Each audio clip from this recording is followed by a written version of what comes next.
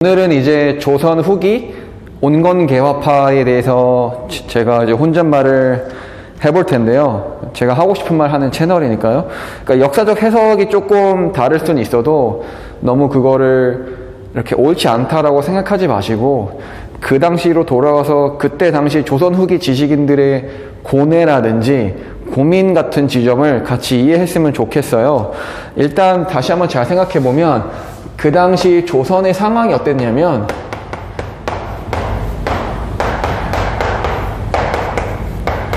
예, 19세기 조선의 상황인 거죠. 그러니까 이렇게 조선이 있으면 좀 이상하죠? 여기 이제 러시아가 있고 여기 이렇게 청이 있고 그 다음에 여기 이렇게 일이 있고 그 다음에 저 멀리 이제 미국이 있는 거죠. 근데 잘 생각해보면 1800년대 조선, 그러니까 조선이 이성계가 조선을 만들어서 그 400~500년이 지나는 그 시기까지 조선은 어느 나라였냐면 농업국가였어요. 그러니까 한 번도 공업으로 가본 적이 없는 거죠.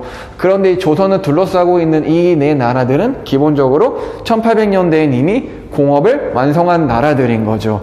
그럼 제가 조선 지식인이면 저는 고민을 해야 되는 거죠. 이 서양 문물을 받아들여서 조선의 내 나라 조선을 근대화 시킬 건지 아니면 성리학을 고수할지.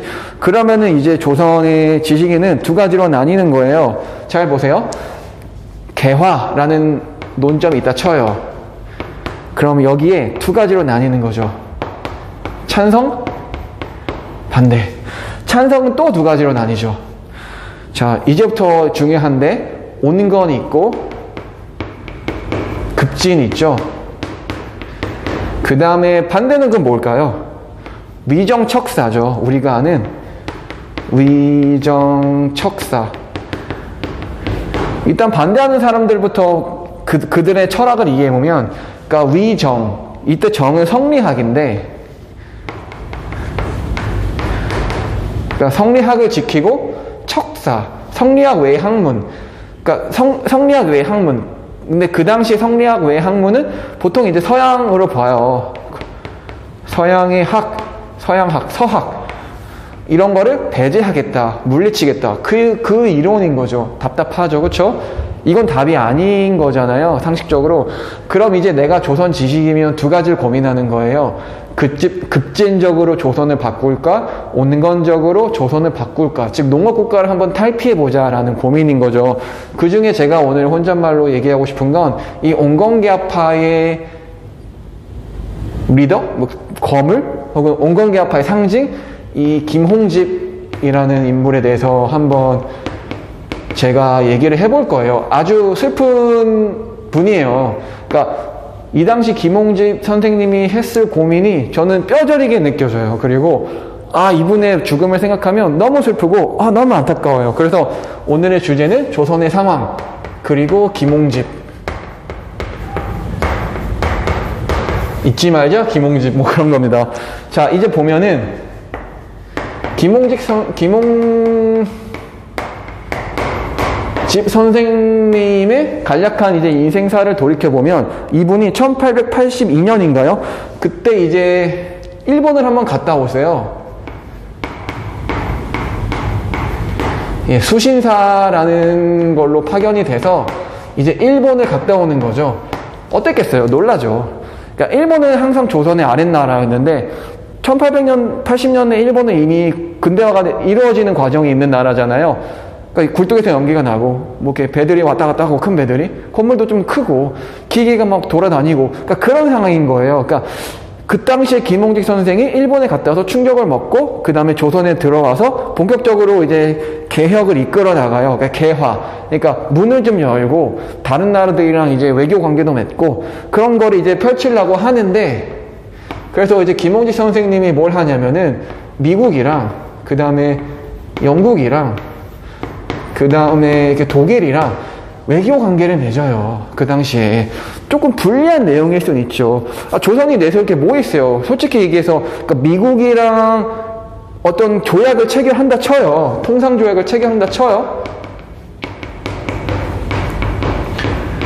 조선이 내세울 게 뭐 있나요?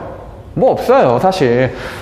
그러니까 그 당시 조선의 농업국가인 조선을 생각해보면 뭐 자원은 있겠죠. 뭐 금, 은 이런 건 있었겠지만 어쨌든 그 당시 조선의 그 위치를 생각해보면 그러니까 미국이나 독일이나 일본이랑 혹은 영국이랑 조약을 맺을 때 유리하게 맺을 수 있는 게 당연히 없죠. 그럼 당연히 조약은 불리할 수밖에 없는데 그 당시에 김홍직 선생님이 어쨌든 조선 조정을 이끌면서 이런 나라들이랑 통상 조약을 맺는 거예요. 급진기아파들은 뭐 하나요? 이런 거 아니죠. 급진기아파는 뭘로 요약할 수 있죠? 갑신정변이잖아요.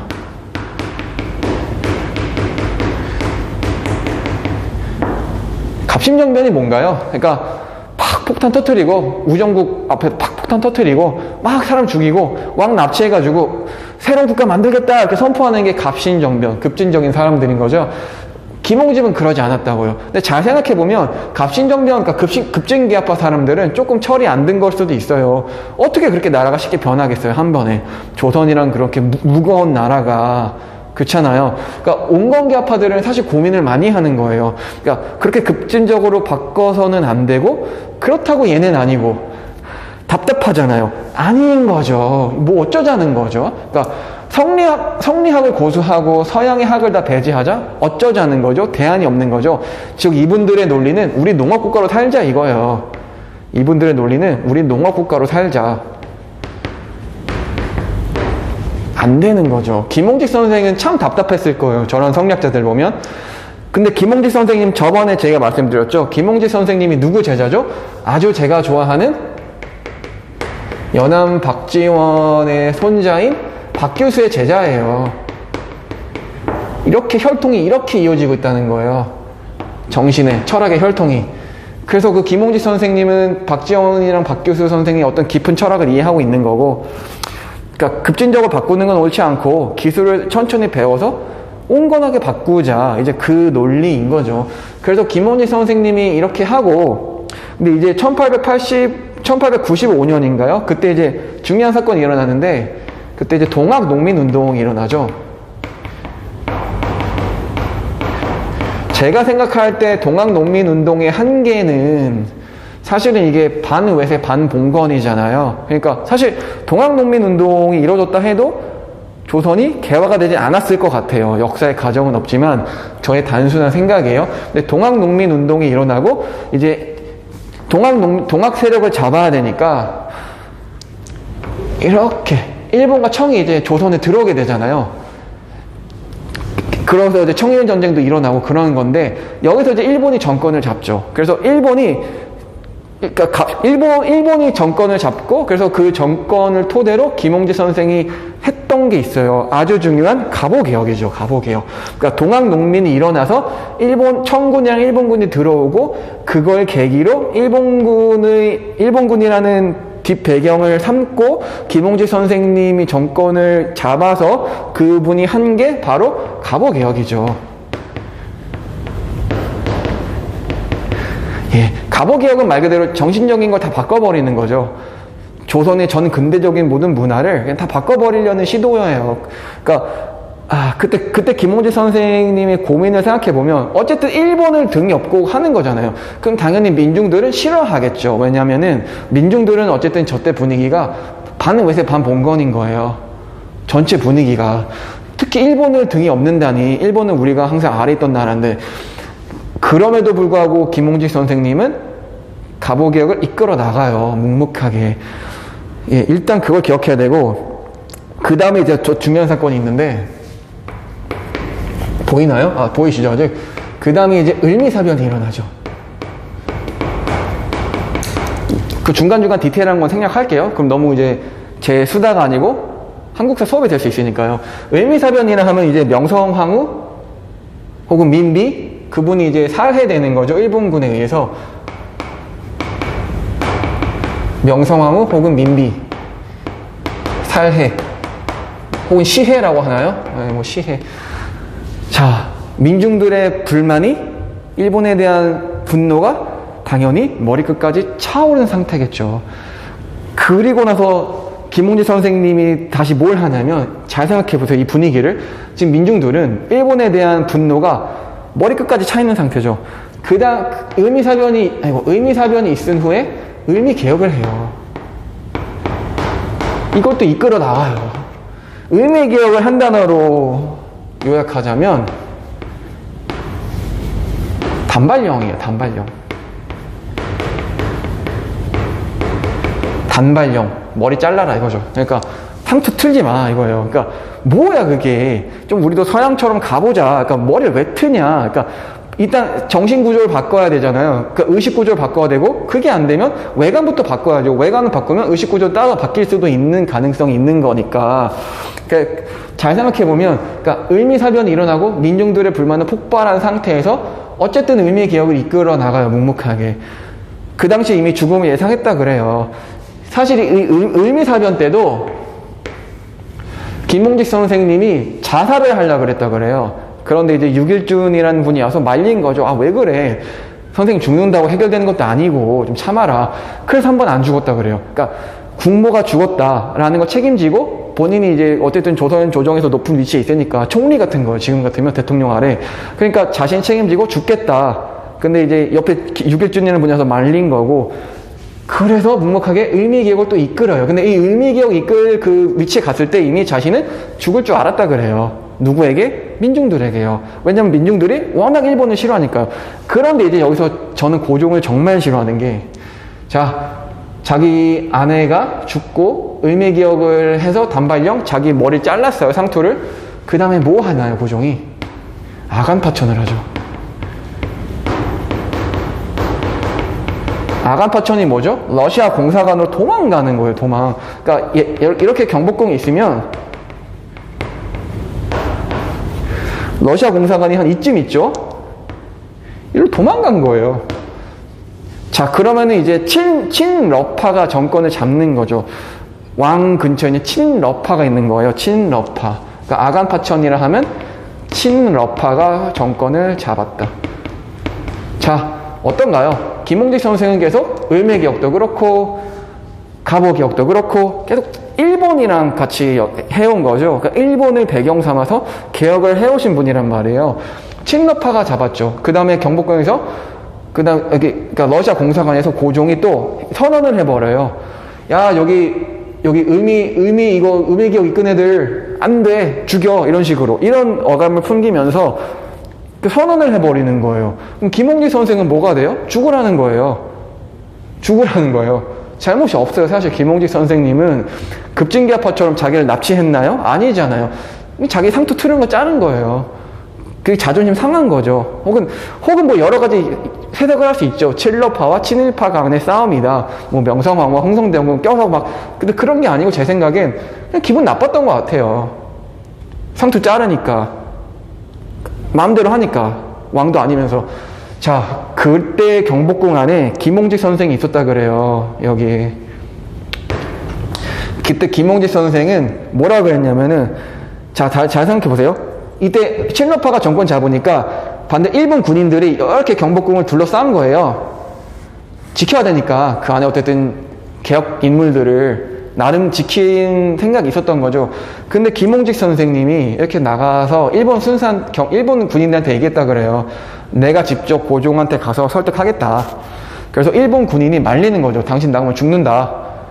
그때 김몽직 선생이 유명한 얘기를 해요. 내가 일국의 총리 대신으로서 민중들에게 맞아 죽는 건 아무렇지 않다. 당연한 일이다. 내가 남의 나라 군인한테 도움 받고 싶진 않다. 그 말이 안 된다 생각한다. 이러고 이제 나가요. 나가서 민중들한테 붙잡혀요. 그래서 돌 맞아 죽어요. 시체도 다 뜯기고 효수당하고 뭐 그런 식으로 죽임을 당하세요. 잘 생각해 보세요. 그러니까 본인이 만약에 김몽직 선생이라면 나갔겠어요? 이 당시 많은 계파들이 사실 일본으로 도망가요. 일본으로 몰래 도망가서 다시 와요. 다시 일본의 힘 좀 세졌을 때 다시 조선에서. 그러니까 상당히 비겁했다고요. 그런 반면에 김몽직 선생님은 스스로 걸어 나가는 거예요. 민중들한테 죽을 걸 예상하고. 당연히 민중들은 이 당시에 의식기억이 높지 않았겠죠. 일본에 대한 큰 반감이 있는 상태고. 그런데 김몽직 선생님은 그걸 알고 나가서 돌 맞아 죽어요. 그럼 김몽직 선생의 아내는 그 소식을 듣고 연좌제를 예상해서 자기 자녀를 죽이고 자기도 자결해요. 그게 김몽직 선생님의 일대기예요. 그럼 다시 한번 돌아가 봐요. 다시. 그러니까 본인이 만약에 조선, 이 당시 1800년대 조선 지식인이에요. 개화란 논점이 있어요. 일단 yes, no인지 선색해봐요. no다? 성리학 외에 다른 학문을 배제해야겠다? 그건 답답한 얘기예요. 그렇죠? 어쨌든 yes로 갈 것 같은데, 그럼 이제 둘 중 하나 선택해야 되는 거예요. 왕을 죽이냐? 아니, 그냥 한번 우리 힘으로 해보냐? 거기에 섰던 게 김홍지 선생님이고, 김홍지 선생님은 사실 조선에 해가 되는 일을 하지 않았죠. 김홍지 선생님이 없어서도 일본이나 청나라는 계속 개입을 했을 거예요. 어떻게 그렇게 얘기를 할 수 있어요? 그러니까 김홍지 선생님은 그 당시 1800년대 조선에 대해 해가 가는 일을 한 게 하나도 없다고, 거의 없다고 저는 생각을 해요.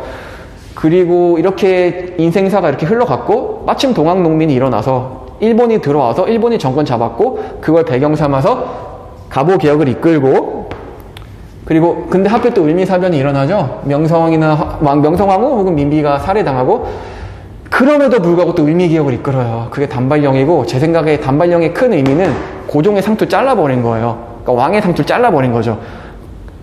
그러니까 엄청 저는 그게 큰 일이라 생각해요. 상징적인 일이다. 그게 대단히. 너 왕 머리 잘라라. 상투 잘라라. 이건 거죠. 그래서 그리고 나서 고종은 도망가 버리고, 조선 왕들 특징이죠. 도망가 버리죠. 예. 김홍지 선생 경복궁을 뚜벅뚜벅 걸어 나갑니다. 분노한 수많은 민중들 김홍지 선생을 돌로 쳐 죽여버려요. 얼마나 아팠겠을까? 얼마나 아팠을까? 그 깊은 고민. 그러니까 차라리 자결을 하지. 그러니까 차라리 자결을 하셨으면 조금 편안했을 수도 있잖아요. 근데 제 생각에 그때 김홍지 선생님이 생각한 건 민중들한테 죽겠다 였던 것 같아요. 왜냐면 내가 책임지겠다. 민중들의 화라도 풀어주겠다? 뭐 이런 생각. 그러니까 참 슬프죠. 그래서 사실 저는 김홍지 선생님을 되게 좋아해요. 어쨌든 오늘 제가 떠들고 싶었던 혼잣말은 이거였어요. 그러니까 조선 후기 지식인으로서 본인은 어떻게 할 것인가. 그러니까 이런 역사적 과정은 많죠. 그러니까 독립운동 할 거야, 안 할 거야? 그건 솔직히 해야 될 것 같잖아요. 안 하면 그냥 조용히 살고, 솔직히 친일을 누가 하겠다고 얘기하겠어요. 그런데 그거 말고 조금 전에 돌아와서, 야, 너 개화할 거야, 안 할 거야? 조선 개화할 거야, 안 할 거야? 라고 한번 생각을 해봐요. 안 할 거야 라고 답하면 이상하죠. 그쵸? 할 거라고 해야 되고, 그럼 너 온건이야 급진할 거야? 콜라 뭐라고요? 뭐가 맞을까? 온건이 맞죠. 거기 섰던 거예요. 김홍지 선생님은 박지원의 손자인 박기수의 제자예요. 내공이 만만치 않은 거예요. 엄청난 내공인 거예요. 그렇습니다. 그래서 오늘 제가 하고 싶은 말은 잊지 말자 김홍집. 그러니까 잊지 말자 김홍집. 아주 멋지신 분이고 스스로 걸어 나가서 민중들한테 돌 맞아 죽는 걸 일부러 선택하셨다. 일본으로 도망 안 갔다. 대부분의 그때 지식인들, 개화파들 일본으로 도망갔다. 예, 그걸 꼭 기억해 주셨으면 합니다. 예, 오늘은 여기까지입니다. 감사합니다.